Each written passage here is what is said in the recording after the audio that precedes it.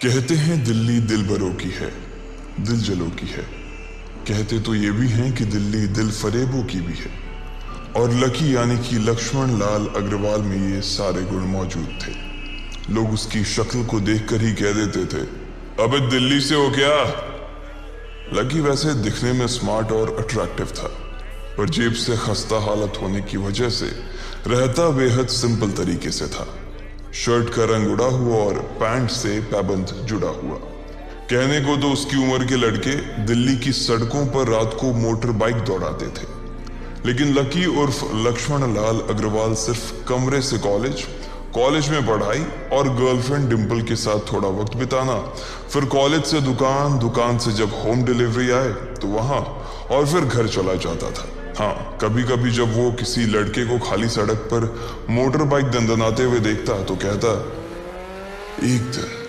एक दिन अपना टाइम भी आएगा जब मैं चश्मा लगाकर बैठूंगा और पीछे डिंपल को बैठाऊंगा। देखना, जब वो मेरी कमर में अपना हाथ कसेगी और मैं तेजी से मोटरसाइकिल को इंडिया गेट के आसपास दौड़ाऊंगा, तो सारे दिल्ली का दिल हम दोनों को देखकर जलेगा। दुकान में रखा हुआ बर्नॉल भी काम नहीं आएगा। लकी ने कहा और अपने हाथ में बर्नॉल की क्रीम को दबा दिया। जैसे ही उसने क्रीम को दबाया, उस क्रीम बाहर आ गई। अबे गधे, क्या कर रहा है? वो कोई स्पंज की गेंद है क्या जो उसे दबा रहा है? दुकान के मालिक ने उससे फटकारते हुए कहा और उसके सर पर एक चपत लगा दी। Sorry sir. लकी ने अपना सिर बचाते हुए कहा। वो करोल बाग में स्थित एक छोटी सी मेडिकल स्टोर पर काम करता था। उसकी दुकान का नाम था चमन मेडिकल स्टोर और उसके ओनर का नाम था चमन लाल। लकी पिछले 5 साल से इन्हीं की दुकान पर काम कर रहा था। यहाँ इस छोटी सी शॉप पर काम करना उसकी मजबूरी थी। लाइफ में कंगाली की वजह से उसे कॉलेज में पढ़ाई पूरी करने के लिए पार्ट टाइम जॉब करना था। उसने कई अच्छी जगह अच्छी तनख्वाह की नौकरी ढूंढी, पर नहीं मिली और वो इस मेडिकल स्टोर पर ही अटक गया। गधे, अब इसके पैसे क्या तेरा बाप भरेगा? कटेगा। इसका पैसा भी तेरी तनख्वाह से कटेगा और एमआरपी से डबल रेट में कटेगा। चमन ने अपने दांतों को किचमिचाते हुए कहा। गुस्से की वजह से उसकी नाक फूल गई थी और लकी की सांसें। उसने घबराते हुए ओनर से पूछा, एमआरपी से डबल क्यों सर जी? ताकि अगली बार से ऐसी कोई हरकत करने से पहले तू डबल बार सोचे। चमन ने कहा और उसके हाथ से ट्यूब छीन ली। उसका जी तो चाह रहा था कि वो लकी की खोपड़ी पर एक और बार अपना हाथ साफ कर ले, लेकिन उससे पहले ही दुकान का फोन बजने लगा। फोन की घंटी बजते ही लकी को वहां से निकलने का मौका मिल गया और वो भागते हुए फोन उठाने के लिए चला गया। हेलो जी, करोल बाग के बेस्ट मेडिकल चमन मेडिकल स्टोर से बोल रहा हूं, बताइए क्या काम था? ये लकी की पेटेंट लाइन थी। चाहे कहीं से भी फोन आए, लेकिन उसे फोन पर बस यही बोलना था।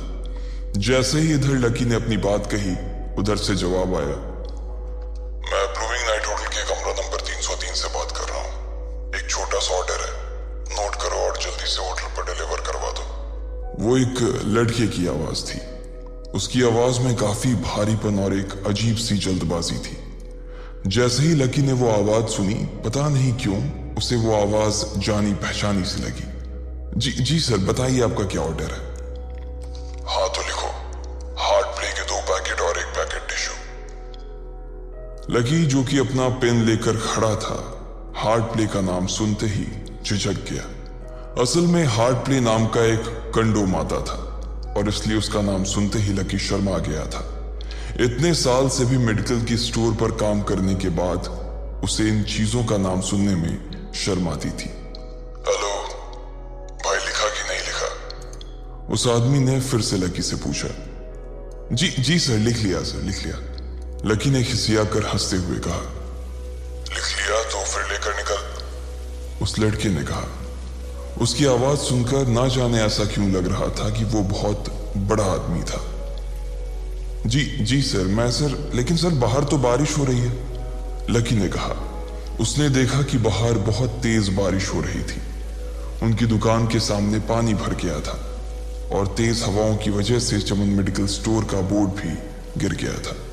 लकी को लग रहा था कि वो इतनी तेज बारिश में अभी एकदम से तो नहीं निकल पाएगा, तो उसने उस लड़के को समझाते हुए कहा, सर मैं ऑर्डर तो ले आऊंगा पर थोड़ा टाइम लग जाएगा, बारिश थोड़ी थम जाए आप। इससे पहले कि वो कुछ आगे बोल पाता, फोन पर लड़का बोल पड़ा, तुम्हारे मालिक को पता है कि तुम मल्होत्रा जी के लड़के को मना कर रहे हो?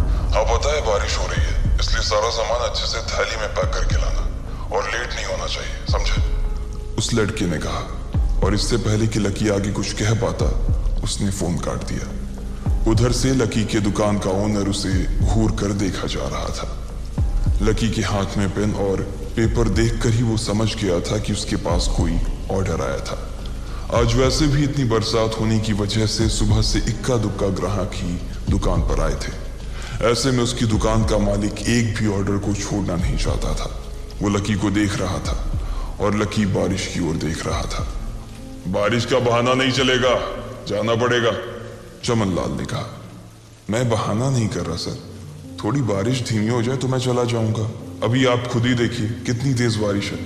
वो पता नहीं कोई मिस्टर मल्होत्रा का कोई बेटा कुछ ज्यादा ही जल्दी में था, मैं साइकिल से तो पहुंच नहीं पाऊंगा इतनी जल्दी। लकी ने उनकी ओर देखते हुए कहा। क्या कहा? मिस्टर मल्होत्रा जी का बेटा? तू मेरी दुकान बंद करवाएगा क्या? अभी क्या भी निकल उनका ऑर्डर लेके, वो हमारे बहुत पुराने कस्टमर है, चमन ने कहा। पर लकी ने कहा ही था कि चमन बोला, पर कुछ नहीं, तू मेरी मोटरसाइकिल ले जा, उसने गुस्से में कहा। अरे सर जी, 200 के ऑर्डर में मुश्किल से 40 रुपए बचेंगे, इससे 3 गुने का तो पेट्रोल ही लग जाएगा, और अगर गाड़ी रास्ते में बंद हो गई तो अलग से खर्चा, लकी ने समझाते हुए कहा। वो जानता था कि उसका मालिक इन सब बातों पर ध्यान नहीं देने वाला। चमन लाल बोला, कोई बात नहीं, तू जा, चाहे जो हो जाए ग्राहक नाराज नहीं होना चाहिए, और वैसे भी वो मल्होत्रा जी का बेटा है। चमन लाल ने मोटरसाइकिल की चाबी लकी की ओर उछालते हुए कहा। लकी ने चाबी ली।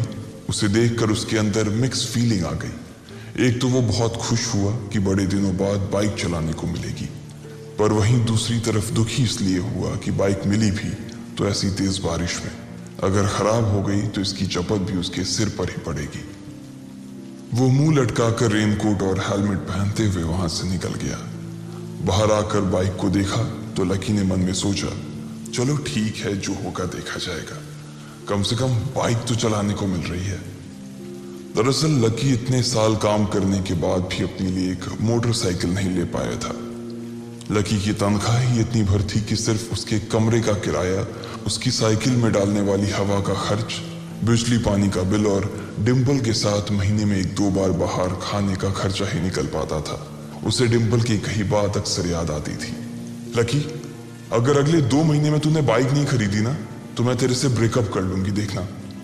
असल में डिम्पल को लकी के साथ बाइक पर घूमने की बड़ी तमन्ना थी। लकी की इस उजाड़ जिंदगी में एक वही तो थी जिसके लिए जिंदा रहने को उसका जी चाहता था। जब भी वो उससे बाइक की बात करती तो लकी डिम्पल की इस बात को हंसकर टाल देता था। वो अपने मन में इस बात को अच्छे से जानता था कि डिम्पल उससे बहुत प्यार करती थी और वो उससे कभी छोड़कर नहीं जा सकती थी। वो दोनों एक दूसरे में ऐसे घुले मिले थे जैसे बादल बरसात में घुल जाती है। लकी को डिम्पल बहुत पसंद थी और वो उसके लिए दुनिया जहां की खुशियां खरीद कर ला देना चाहता था। वो चाहता था कि एक दिन वो डिम्पल को प्लेन में बैठाए, लेकिन उसके ये सब ख्वाब इस कम तनख्वाह की नौकरी की वजह से कभी पूरे नहीं होने वाले थे। पर आज उसके पास एक मौका था। वो डिम्पल को अपने साथ इस बारिश में राजपथ घुमाना चाहता था। वो उसे दिल्ली दिखाना चाहता था। चमनलाल को देने के लिए उसने पहले से ही बहाना सोच रखा था। बस जल्दी से वो ये डिलीवरी देकर सीधे डिम्पल के पास ही जाने वाला था। उसने होटल ब्लूमिंग नाइट के बाहर मोटर बाइक पार्क की और सीधे होटल के अंदर चला गया।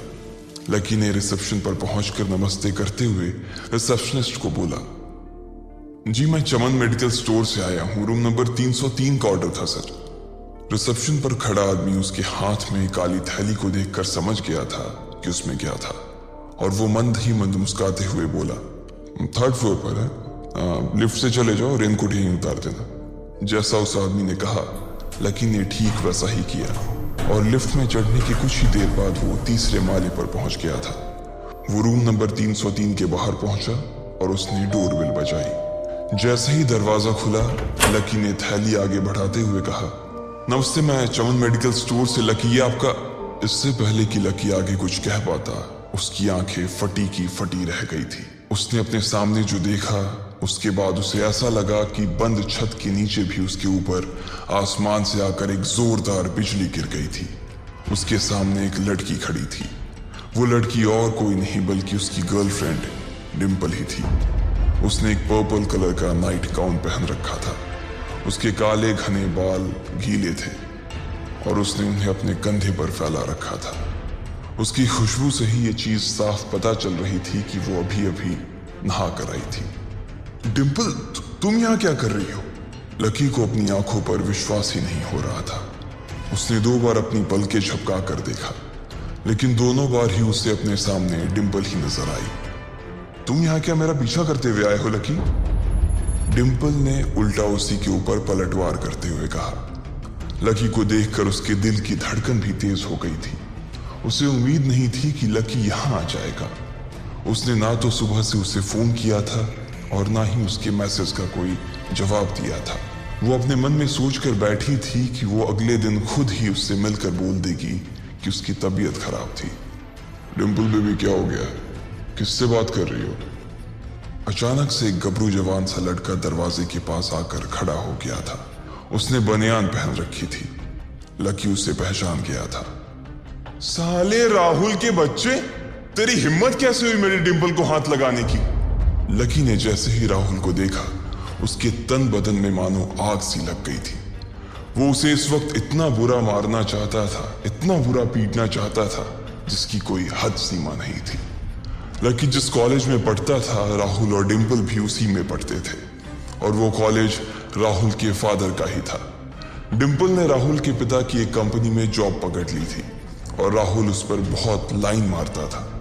लकी ने 1-2 बार डिम्पल को उससे दूर रहने के लिए भी कहा, लेकिन डिम्पल ने उसे ये कहकर टाल दिया था कि वो सिर्फ अच्छे दोस्त थे।